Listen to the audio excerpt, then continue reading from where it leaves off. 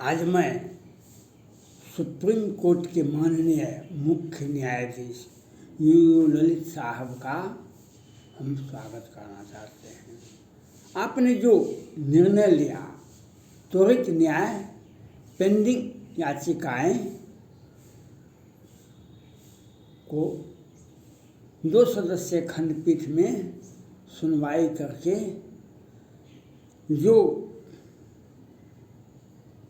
कुछ न्यायालय में चंद्रचूड़ साहब ने भी आवाज़ उठाए थे, केस का लिस्टिंग, केस का सीरियल नंबर और सुनवाई में अनेक तरह के व्यवधान ला देते थे। ये बात सुप्रीम कोर्ट के बड़े न्यायाधीश जी ने भी आवाज़ उठाए। केस का किसी का डेट है और वह उसको हटा दिया गया, पीछे वाले को दे दिया गया। ये सुप्रीम कोर्ट के तत्कालीन मुख्य न्यायाधीश C.J. रमन्ना साहब ने भी इस बात को उठाए थे।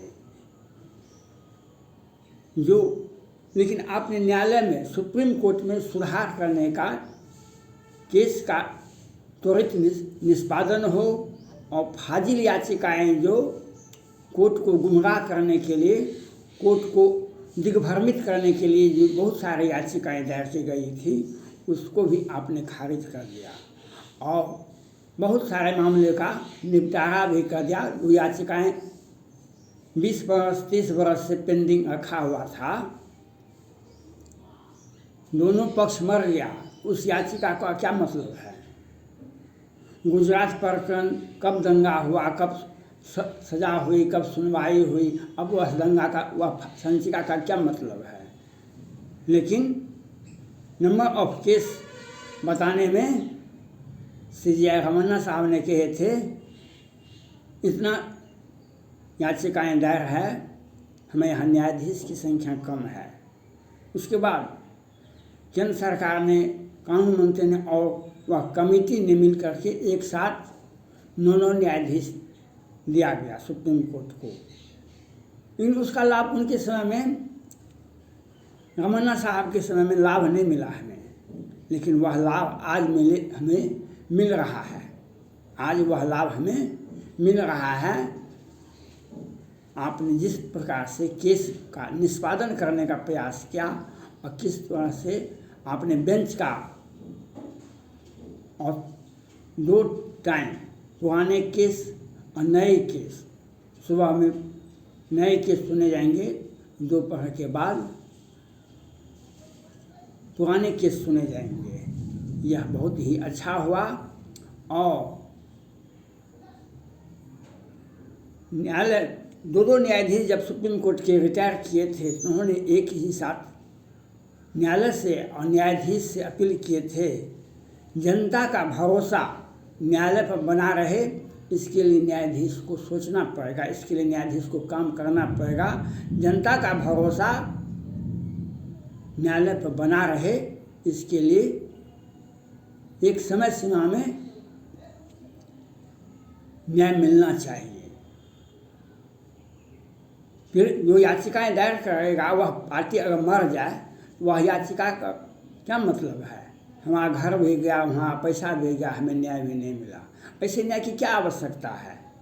लेकिन आपने जो भी निर्णय लिए, हो सकता है कुछ लोगों को पेट में दर्द हो सकता है, लेकिन हम इस निर्णय को स्वागत करते हैं। आपने एक मील का पत्थर न्यायालय में स्थापित किया, जो बहुत दिनों तक इसे बरकरार रखा जाएगा।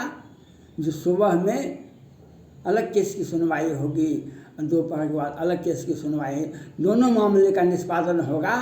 और 2 सदस्यीय खंडपीठ, अगर किसी व्यक्ति को 2 सदस्यीय खंडपीठ में दिक्कत हुआ, संपूर्ण बड़ी बेंच में जा सकता है कोई भी व्यक्ति, लेकिन न्यायालय को दिग्भ्रमित किया जाता है, याचिकाएं दायर करवाई जाती है। कुछ व्यक्तिगत मामले होते हैं, कुछ समस्याएं होती है, लोग याचिकाएं जाते हैं, लेकिन कुछ राजनीतिक दल, कुछ राज्य सरकारें और सुप्रीम कोर्ट में भी बहुत सारे लोग बैठे हुए हैं जो केस को याचिकाएं दायर करवाते हैं। हम सुप्रीम कोर्ट के माननीय मुख्य न्यायाधीश यू ललित साहब का ध्यान हम बिहार की ओर आकृष्ट करना चाहते हैं। बिहार की ओर, बिहार में जहरीली शराब से कितने लोग मर गए और कोरोना से कितने लोग मर गए। बिहार सरकार ने घोषणा किया था कोरोना से कोई मरेगा नहीं, मरेगा तो हम 5 लाख रुपया देंगे। लेकिन सुप्रीम कोर्ट में याचिकाएं दायर है, सुप्रीम कोर्ट सुनवाई कर रहा है, लेकिन बिहार सरकार भाग रही है क्योंकि ये सबसे ऊपर होते हैं। बिहार सरकार के माननीय मुख्यमंत्री जी सबसे ऊपर होते हैं। ये पटना हाईकोर्ट के 2 सदस्य खंड कुमार साहब और कोरोल साहब, पटना हाईकोर्ट के मुख्य न्यायाधीश हैं कोरोल साहब, ये जब सुनवाई कर रहे थे तो ये बिहार सरकार के माननीय मुख्यमंत्री ने बताया कि कभी 6 आदमी मरा, कभी 600 मरा, कभी 900 मरा। और बाद में जब याचिकाएं खारिज होने पर आया तो कहा कि सो ये केंद्र सरकार का पोर्टल है, केंद्र सरकार का पोर्टल है, आप देख लें कितना मरा, कैसे मरा, क्यों मरा। लेकिन सुप्रीम कोर्ट ने आदेश दिया है जो कोरोना से पीड़ित मरने वाले पीड़ित परिवार को हर हाल में 50,000 रुपया दिया जाए।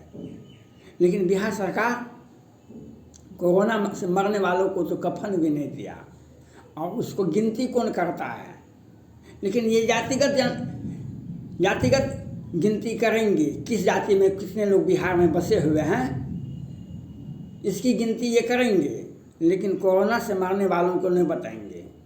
हम आपसे आशा करते हैं, बिहार में आपकी यहाँ याचिका चल रही है, आपने टिप्पणी भी किया था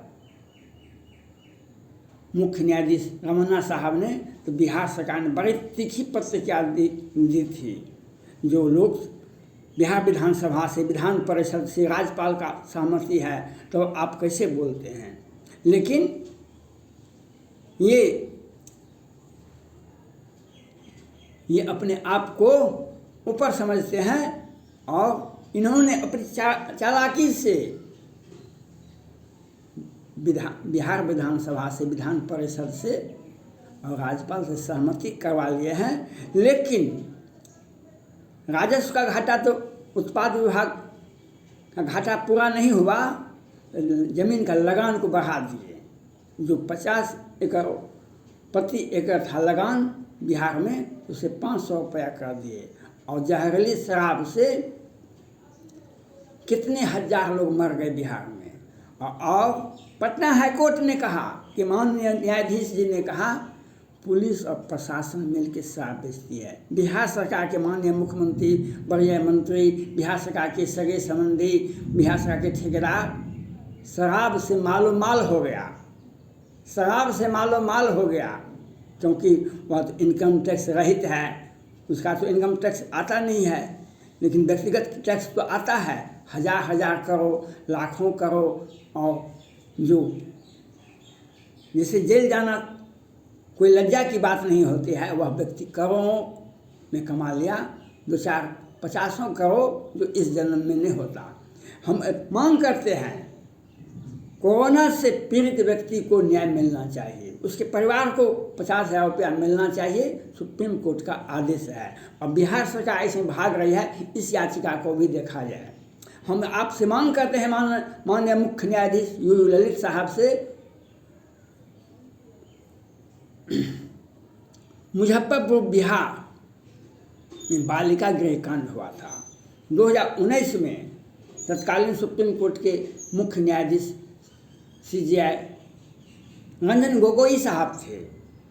उनको पैसे नहीं पता चल गया, बिहार के मीडिया में कहीं नहीं छपता था। बिहार सरकार ये घटना करवाती, उस संस्था को प्रत्येक वर्ष भौतिक सत्यापन करके उसका करोड़ का आवंटन देती थी।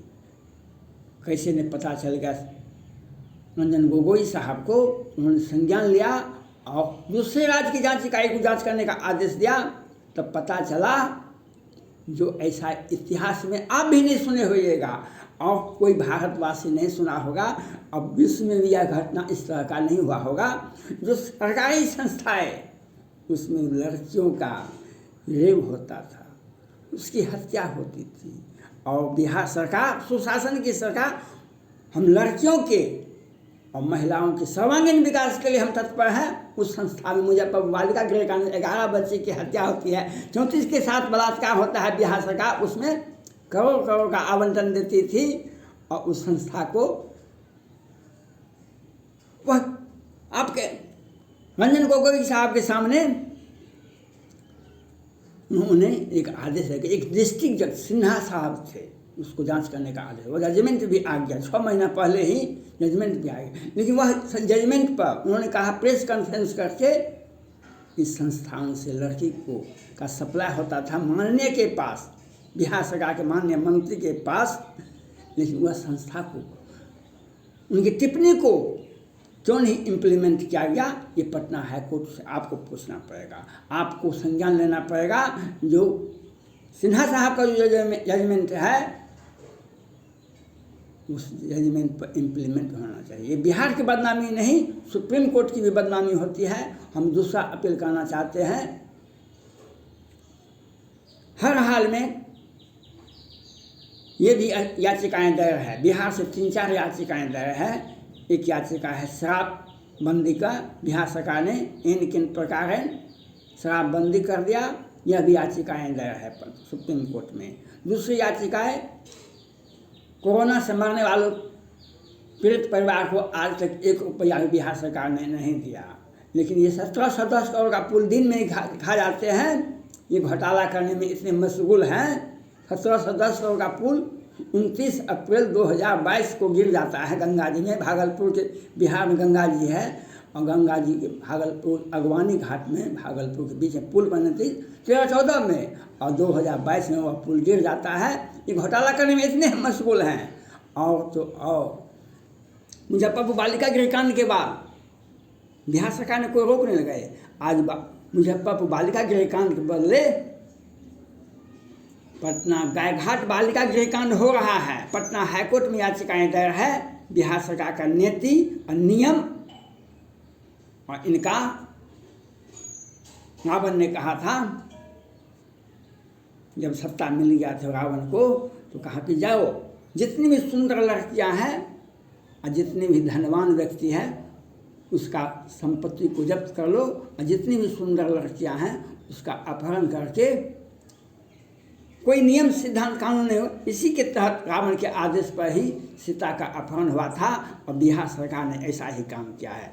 हम सुप्रीम कोर्ट के माननीय मुख्य न्यायाधीश यू ललित साहब से मांग करते हैं, 2020 के शुरू में ही बिहार विधानसभा में विपक्ष के नेता और आज बिहार सरकार में वरीय मंत्री तेजस्वी प्रसाद यादव जी ने याचिकाएं दायर की थी सुप्रीम कोर्ट में।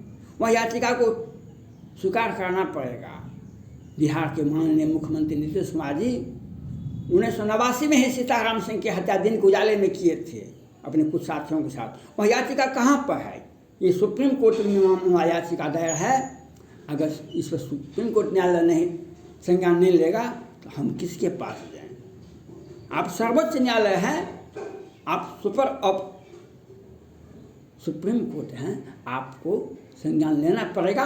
और बिहार के मुख्यमंत्री पर जो हत्या का मामला दर्ज है उस पर संज्ञान लेना पड़ेगा। अगर संज्ञान नहीं लेता है सुप्रीम कोर्ट तो न्यायालय पर से बिहार की जनता का भरोसा में उठ जाएगा। और आपके न्यायालय में, सुप्रीम कोर्ट में कुछ लोग ऐसे हैं जो उनकी संचिका को आगे पीछे करने में लगे हुए हैं। इस संचिका का भी निष्पादन होना चाहिए, इसकी सुनवाई होनी चाहिए। हम आपसे न्याय नहीं मांगेंगे तो किससे न्याय मांगेंगे? हम सुप्रीम कोर्ट से न्याय नहीं मांगेंगे तो किससे मांगेंगे? छोटे व्यक्ति से हम क्यों मांगेंगे? राम का आशा तो अहिल्या ने बरसों देखा था, राम आए तो उसका उद्धार हुआ अहिल्या का। सबरी बहुत दिनों से फूल तोड़ करके, फल तोड़ करके बैठी हुई थी, राम कभी मेरे पास आएंगे, हमारे आतिथ्य को स्वीकार करेंगे। और सुप्रीम कोर्ट में याचिकाएं दायर है और ऐसा अगर आपने सुनवाई नहीं किया कि इतिहास में, भारत के न्यायालय के इतिहास में एक काला अध्याय जो होगा और काला अध्याय जो होगा हम। धन्यवाद।